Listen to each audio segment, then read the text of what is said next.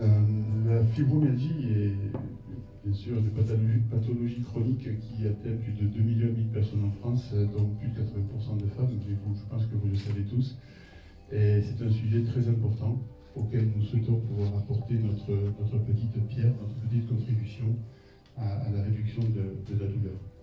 Je ne vais pas faire long parce que vous êtes surtout venus pour aujourd'hui échanger, écouter les interventions des... Alors on a fait simple, on a mis deux grands docteurs, vous s'appelez tous les deux Patrick, c'est plus simple. On a l'autorisation de prendre des photos de la présentation, mais ne ferons pas de dédicace à la sortie, donc voilà, pour répondre à vos questions, il n'y a pas de souci là-dessus. Nous sommes très heureux donc, de vous présenter cet après-midi plusieurs choses. Déjà le déroulement de la cure. Vous avez aujourd'hui deux représentants, deux directeurs d'établissements thermaux, Pascal Herrero, qui s'occupe des thermes de Christus, et Jean Montero, qui dirige les thermes des arènes, qui savent parfaitement maîtriser ces programmes adaptés aux curistes fibromyalgiques. Et j'allais dire l'incontournable Brigitte, qui est infirmière à Thermes des Arènes et qui, je pense, est connue d'un certain nombre de personnes parmi vous. On vous présentera donc le déroulement de la cure. On vous présentera également des ateliers. Philippe Jost anime un certain nombre d'ateliers pour nous, parce que pour nous, la cure, c'est des soins, mais c'est également un moment important qui vous permet, l'après-midi, de participer à des ateliers, de participer à un certain nombre d'activités et donc de compléter la cure avec un certain nombre d'éléments qui vous permettent de repartir un peu mieux armé, pour passer une meilleure saison possible en préparation de la cure l'année suivante. Donc il y aura également des échanges, on vous parlera de ces ateliers, on parlera du programme ETP Fibro, puisque nous sommes l'une des rares stations en France à avoir un programme d'éducation thérapeutique du patient qui s'appelle Fibre Eau, puisqu'on travaille avec de l'eau thermale, bien évidemment. On vous présentera ça et on terminera, je pense, après avoir assisté aux exposés des docteurs Géliès et Sicher, on terminera la journée par une visite des thermes. Je vous souhaite surtout une très très bonne veille, puisque c'est demain la journée de la fibromyalgie. En tout cas, on est très heureux de vous accueillir et on vous souhaite une très belle après-midi. Merci.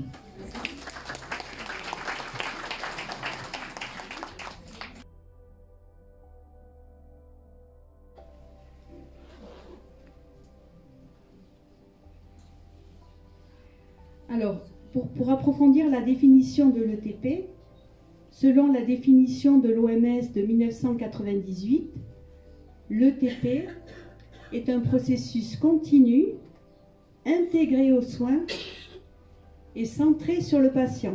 Pour nous, c'est très important. Elle comprend des activités organisées de sensibilisation, d'information, d'apprentissage et également un accompagnement psychosocial. Et l'ETP, il faut savoir qu'elle est présente dans la loi de la santé de 2009, dite loi Bachelot. Alors, qu'est-ce qu'une démarche ETP? Elle comprend 4 items. Le bilan éducatif, les ateliers, le plan d'action négocié et une évaluation.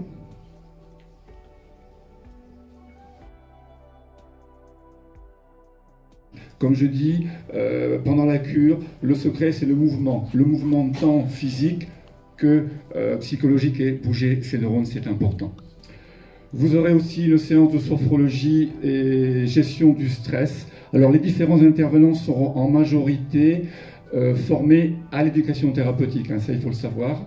Vous aurez aussi deux séances d'activité physique douce, hein, vous n'allez pas faire 15 km en 15 minutes ou 45 minutes.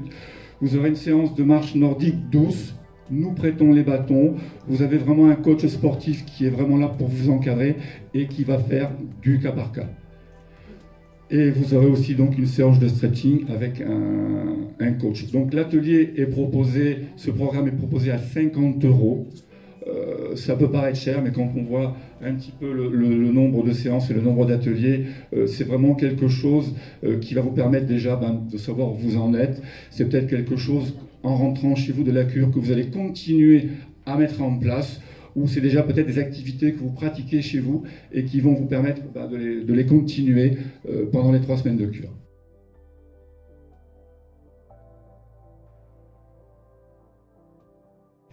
Donc, et bien sûr, on répond aussi à toutes les demandes de renseignements, d'aide par mail, pour toute personne adhérente ou non adhérente. On répond absolument à tout le monde. On a une présence sur le net, en plus du site et du forum. On a un journal du net qui s'appelle Scoopit, c'est-à-dire que sur le site, je ne peux pas tout mettre. Donc, il serait imbuvable, quoi, après. Donc, on a sur le site un petit widget qui mène à un journal du net où je mets au fur et à mesure des informations complémentaires. On a une page Facebook avec 16 000 inscrits, on a un compte Twitter. On est aussi présent à différents congrès, SFR, RNR, Régional de la douleur, des salons. Bon, pendant 8 ans, on a tenu un stand au Salon des Thermalies, donc on rencontrait notamment Dax régulièrement, M. Baquet, et c'est comme ça qu'est venue l'idée d'organiser un peu en commun cette journée mondiale. Hein, et puis sur le salon Thermalie, on renseignait aussi les malades, donc on avait plus de 1000 visiteurs sur 4 jours.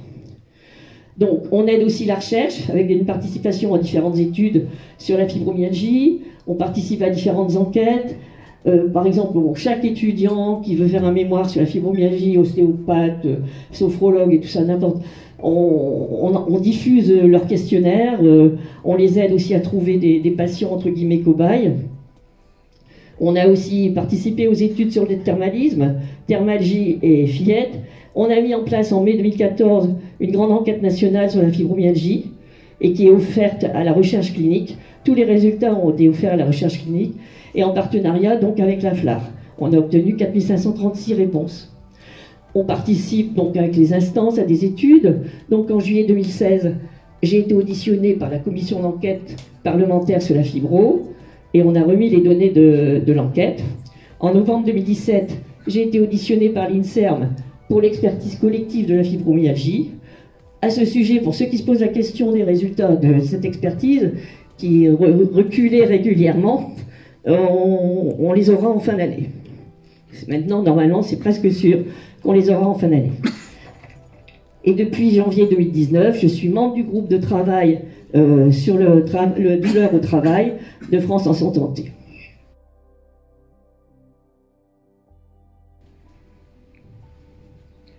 Les activités du CENAF. Le CENAF a eu un projet de manifestation nationale sur la fibromyalgie sous forme de regroupement d'assauts agrémenté par le ministère de la Santé. Cette démarche avait été envisagée lors d'un rendez-vous que nous avions au ministère de la Santé et attendue comme un premier événement. Après une année de rencontres à Paris, les associations se sont désistées. Donc nous avons mis de côté ce projet et les activités du CENAF ont changé par choix.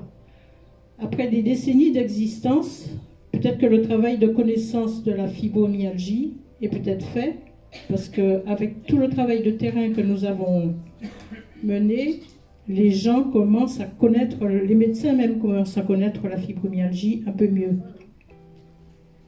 Les malades cherchent le soutien et adhèrent moins, préférant trouver des pistes, voire diagnostics, par Internet. Pour les études qui sont l'étude de l'INSERM et l'enquête parlementaire, le Sénat fait aussi partie des associations impliquées. La déléguée du Sénat fait partie du comité de relecture de l'INSERM. Les résultats seront rendus au ministère au mois de juin et seront rendus publics à l'automne, soit juste avant le congrès de la SFETD. Mal un peu partout, ça oblige à faire un bilan. Et ça, c'est à nous, évidemment, à faire ce bilan. Et ensuite, une fois ce bilan fait, on retient le diagnostic de fibromyalgie. Mais en général, c'est finalement assez rapide, si je puis dire, à faire parce que nous, spécialistes, on reçoit des patients qui ont déjà vu nombre de médecins, notamment. Alors, comme vous voyez ici, et ça, je pense que pour vous, c'est pas du tout un scoop, c'est la douleur, c'est un symptôme subjectif qui est bien difficile à décrire pour vous, parce qu'en plus, elle est variable, elle est capricieuse, il y a un retentissement quotidien, on se réveille le matin, on a déjà mal, on ne sait pas comment va se passer la journée, d'autant plus que le sommeil n'a pas été réparateur. Et donc, là, vous voyez, je me suis inspiré d'ailleurs du travail de Fibromyalgie SOS, de l'enquête dont on a parlé un instant.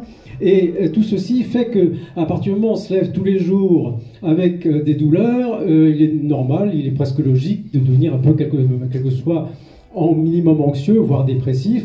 Mais le problème, c'est que certains d'entre nous, je parle des médecins, font souvent un raccourci entre douleur et dépression en pensant qu'on est dépressif, et c'est pour ça qu'on a mal, alors que c'est le problème inverse. Et puis, chacun d'entre nous va avoir une façon de parler de sa douleur en fonction de son éducation, de son passé. On parle beaucoup de mémoire de la douleur. Vous savez qu'il n'y a pas si longtemps, moi j'appartiens à cette génération, la génération des Patrick, il n'y en a plus de Patrick maintenant, la génération des Patrick, où donc il y a une trentaine d'années, on considérait que les enfants prématurés, par exemple, n'avaient pas de douleur, que les enfants avaient un processus neurologique en évolution, donc ils ne souffraient pas. Heureusement, on est revenu là-dessus, mais oui, là, on parle des années 80, c'est pas si vieux que ça. Et donc, on sait maintenant qu'il y a une mémoire de la douleur, et notamment, parmi certaines patientes fibromyalgiques, on sait qu'en fait, à l'âge adulte, ressortent, sous forme de douleur, des traumatismes psychiques, affectifs, qu'on a ressentis dans l'enfance. Donc ça, c'est un élément important. Et puis la religion, pourquoi je cite la religion? Parce qu'il y a aussi des interdits, mais ça, c'est pas seulement dans la religion. Moi, je soigne pas mal de personnes qui viennent d'Afrique, et notamment un Africain ne montre pas qu'il a un homme, déjà en général, souvent d'ailleurs, ne va pas se plaindre d'une douleur, parce que ça ne se fait pas, un homme, c'est au-dessus de tout, vous le savez bien.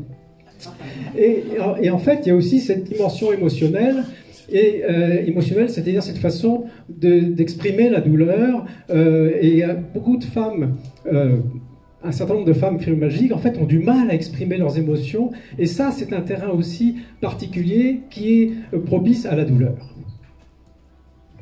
Alors, ça, c'est un travail qui a été fait, on constate que ce qui a été dit aux patients de fibromyalgie, c'est ça. Vous ne guérirez pas, vous êtes déprimé, apprenez à vivre avec, je vous plains, n'y pensez pas, ou le c'est dans la tête. Ça, c'est dans la tête, ça, c'est courant. Voire donc, vous allez terminer en fauteuil roulant, je dis bien, dans la fibromyalgie, on va le voir, le corps est en bon état, donc on ne termine pas en fauteuil roulant. Alors, le c'est dans la tête, qui revient souvent, ça veut dire que, puisque tout est normal, ton dossier est normal, là je parle par exemple du conjoint, ou votre dossier est normal, on n'a rien trouvé, donc c'est dans votre tête. C'est faux, et c'est vrai, dans le sens où le centre du cerveau sont au niveau de notre tête. On va voir justement en quoi c'est vrai. Alors ça, c'est un travail anglo-saxon qui a été fait, qui est intéressant, et on a posé la question aux patients, mais pour vous, qu'est-ce qui est insultant dans le vocabulaire que vous recevez de la part des médecins ou des non-médecins? Donc vous voyez que le c'est dans la tête, pour 93%, c'est une insulte. Le terme hystérie, pratiquement, et aussi le terme psychosomatique. Et j'avoue que moi, c'est un terme que je n'utilise jamais. Patrick pourra en parler tout à l'heure. Alors, nous, notre rôle, c'est de confirmer le diagnostic. On va confirmer le diagnostic par l'intermédiaire, évidemment, d'un interrogatoire, de l'écoute du patient, mais aussi de l'examen physique. Et ça, c'est fondamental. On a vu tout à l'heure, on a parlé des points, de ces fameux points douloureux, on en reparlera après. Mais examiner quelqu'un, c'est confirmer le diagnostic, mais aussi la rassurer quant à l'état de son corps. Je rappelle que dans la fibromyalgie, le corps, lui, est en bon état. On va voir ce qui se passe véritablement dans la fibromyalgie, mais le corps, lui, est en bon état. Et donc, pour nous, c'est un facteur aussi presque thérapeutique, de rassurer la personne sur l'état de son corps. Ça, c'est une première chose. Et deuxième chose, l'examen clinique va nous montrer effectivement ces zones du corps qui deviennent douloureuses, alors que normalement, on ne devrait pas avoir mal quand on appuie à tel ou tel endroit du corps. Et donc, l'examen clinique est quelque chose de fondamental. Et j'insiste à ce sujet parce que les anglo-saxons, et en particulier les Américains, ont fait beaucoup d'études ces derniers temps où tout se fait par téléphone. Le diagnostic se fait par téléphone, je parle des fibromyalgiques, et donc il y a des enquêtes impressionnantes des Américains à ce sujet, et qui en fait, à mon avis, ne sont pas fiables. On ne pose pas un diagnostic par téléphone, on ne pose pas un diagnostic tant qu'on n'a pas examiné la personne. Alors c'est vrai que les examens sont multiples, variés, et justement, nous, on sait quelles sont les analyses de sang qu'il faut faire, les radios pour éliminer certaines maladies qui peuvent s'associer ou qui peuvent ressembler à la fibromyalgie. Et alors, il existe des critères. Oui, je vais revenir en arrière, merci. Si vous voyez, il y a plusieurs dates de critères, 2010, 2011, 2016. C'est pour une raison, finalement, qui montre que c'est pas si simple. Et à un moment donné, les Américains avaient éliminé tous ces points, ces fameux points douloureux qu'on retrouve chez le même patient d'une consultation à l'autre, et qui sont des points de ce qu'on appelle dans notre jargon d'allodynie. C'est-à-dire qu'en fait, j'ai mal à un endroit, alors que normalement, je ne devrais pas avoir mal. Moi, j'appuie sur mon coude, j'ai pas mal, j'appuie sur le coude d'une patiente fibromyalgique, elle va sauter en l'air. C'est ça l'allodynie, c'est-à-dire cette hypersensibilité à la douleur. Alors ces points qu'on trouve partout, c'est tout simplement des points d'hypersensibilité. Et ça oblige à un examen clinique. Et les Américains avaient écarté ça. Maintenant, ils sont revenus dessus. Excellent. Aujourd'hui, on va peut-être essayer de vous donner, exceptionnellement, parce que c'est vous, le secret de la fibromyalgie. Vous le voulez? Oui. Et qui est fibromyalgique ici? Donc je ne me suis pas trompé de salle. Bon, merci au directeur et aux directrices. Merci à Dulce. Heureusement qu'elle s'appelle Dulce, pas Dolores. Et merci à Philippe.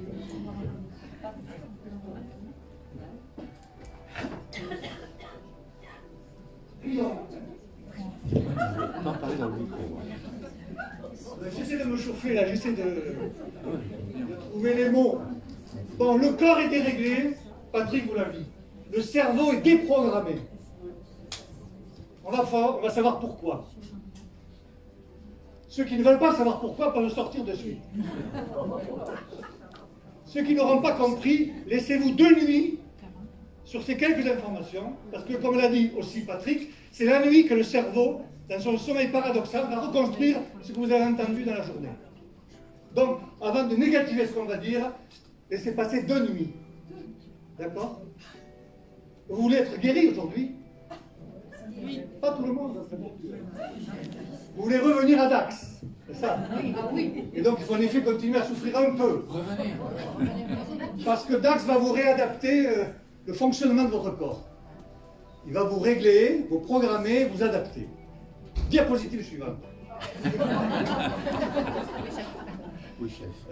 On part de très loin. Quand on médecin on a demandé quelle est la maladie la plus noble, ils ont tous répondu l'infarctus du myocarde. Et quelle est la maladie la moins noble, 99e, dernière? C'est la fibromyalgie. Donc n'essayez pas de convaincre tous les médecins. Gardez votre médecin, même s'il ne vous croit pas, parce qu'il faut, comme a dit Patrick, que vous ayez quelqu'un qui vérifie que vous n'avez pas autre chose que la fibrome. Quand on a sorti 100 patients, on n'en a eu que 10 qui n'avaient que la fibrome. 90% avaient autre chose en plus. Qui ici n'a pas fait l'exploration de l'apnée du sommeil? L'apnée du sommeil doit être explorée avant de dire qu'il y a fibromyalgie. Tout le monde n'a pas fait ça.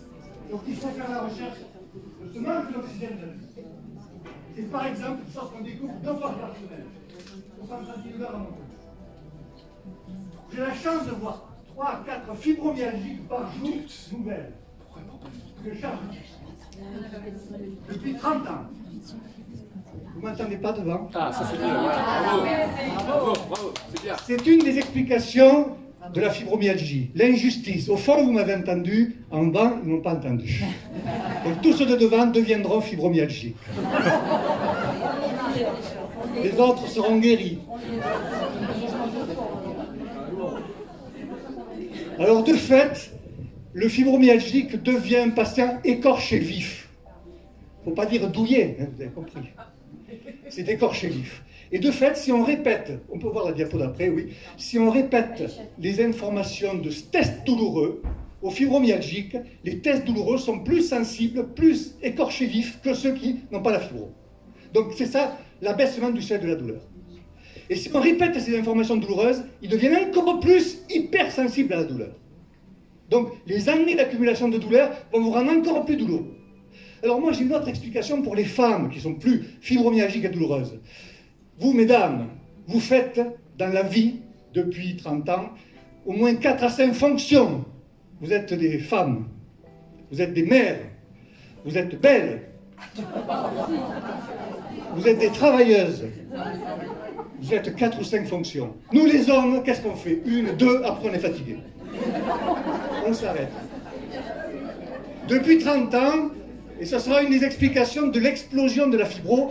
On vous a donné beaucoup ce rôle d'autonomie financière au prix d'un travail, qui s'est additionné à votre travail domestique.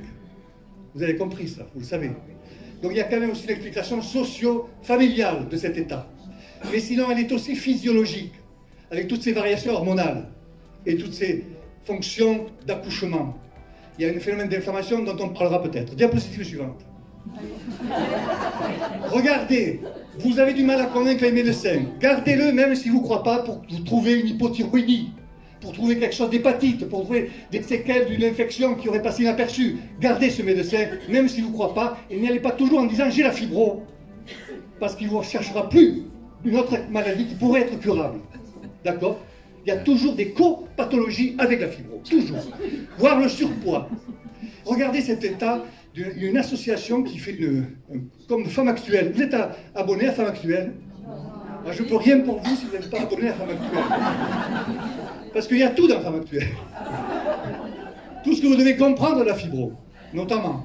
Donc là, vous voyez, c'est en anglais, ça veut dire, et en plus, elle ne paraît pas malade.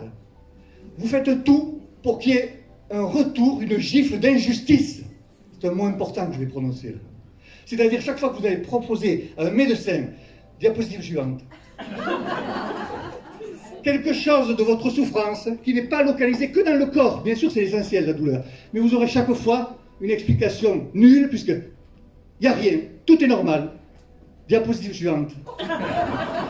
Vous allez voir le neurologue, votre mémoire, vous n'êtes pas Alzheimer. Vous allez voir l'ophtalmo, votre vision est parfaite. Vous allez voir, comment ça s'appelle les oreilles? Merci. L'ORL, tout est normal. Le gastro, vous digérez mal. C'est normal, il n'y a rien. Vous avez fait des fibros, des colos, il n'y a rien. Chaque fois, vous recevez une gifle d'injustice.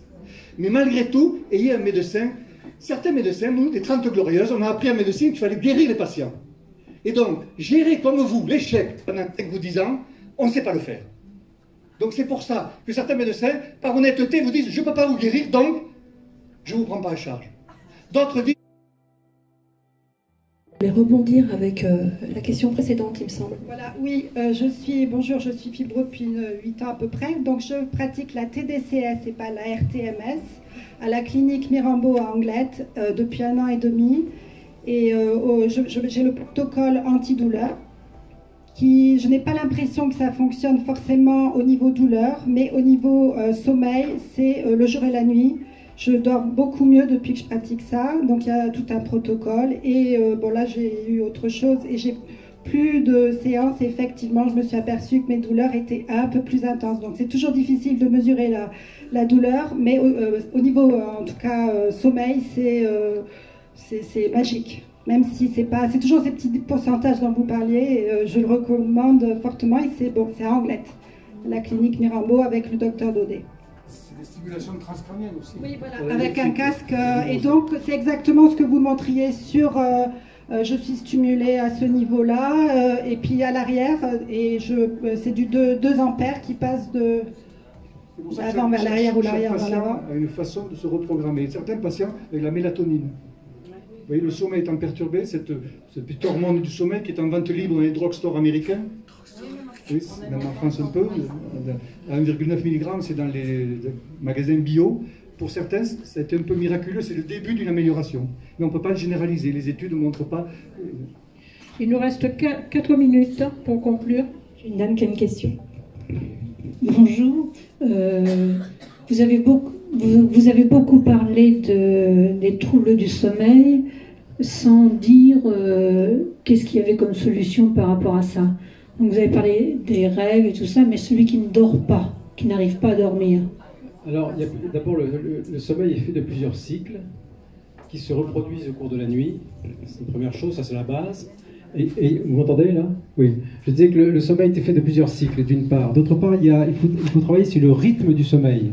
S'il y a des personnes qui dorment 2 heures l'après-midi, qui font la sieste 2 heures l'après-midi, c'est déjà une erreur. Parce que du coup, il y aura moins de demandes de sommeil, si je puis dire, de la part du cerveau le soir. Donc il faut travailler sur le rythme du sommeil. Tout le monde n'est pas apte à dormir 8 heures, tout le monde n'est pas apte à dormir que 4 heures. Donc, si vous voulez, vraiment, c'est une adaptation à chacun. Et c'est pour ça qu'il y a aussi, ce qui était très important dont tu as parlé, les études sur l'apnée du sommeil.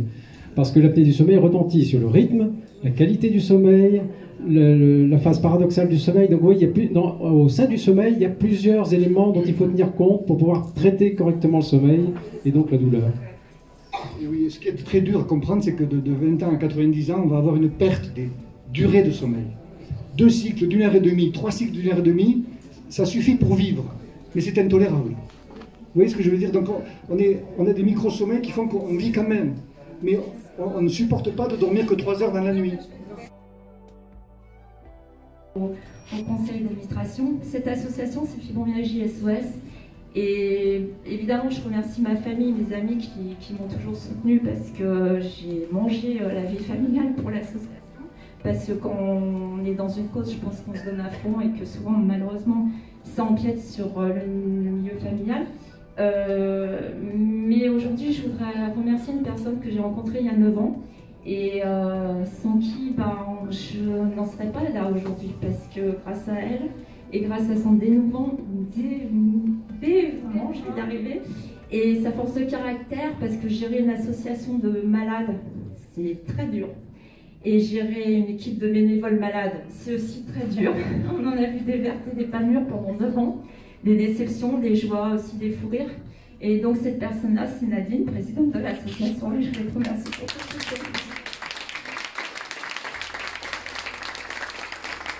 Et je terminerai par une phrase qui dit, et j'en suis le témoin aujourd'hui, c'est un célèbre chanteur qui a dit « On a toute la vie pour s'amuser, on a toute la mort pour se reposer. » Alors profitez de la vie, faites ce que vous avez à faire, prévoyez des voyages, prenez des assurances quand même, mais vous savez, même une personne qui n'est pas malade peut avoir la grippe la veille du départ. Donc faites des projets, s'ils ne peuvent pas se réaliser, tant pis, mais faites-les, parce que franchement, même si vous passez une journée fatigante avec vos petits-enfants, à danser ou n'importe, même si vous le payez, vous avez des souvenirs plein la tête. Et ces souvenirs-là, c'est le meilleur des antidouleurs.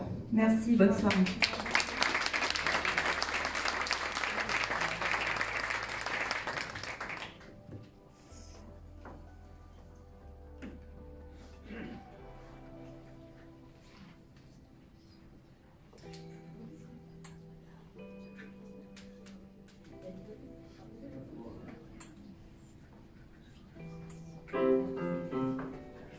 Bon ben voilà, nous on est là pour faire un petit concert de musique, chanter des chansons françaises, traditionnelles, a cappella. On va commencer avec une très belle chanson, 3 petites notes de musique.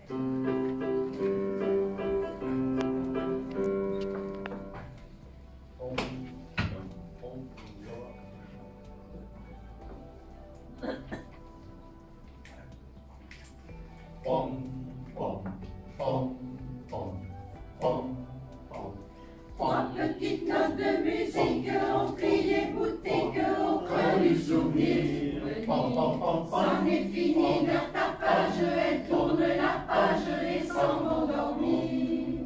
Mais un jour sans crier gare, elles vous reviennent en mémoire. Tu voulais oublier un petit air galvaudé dans les rues de l'été, Oh, toi, tu n'oublieras jamais une rue en été, une fille qui fredonnait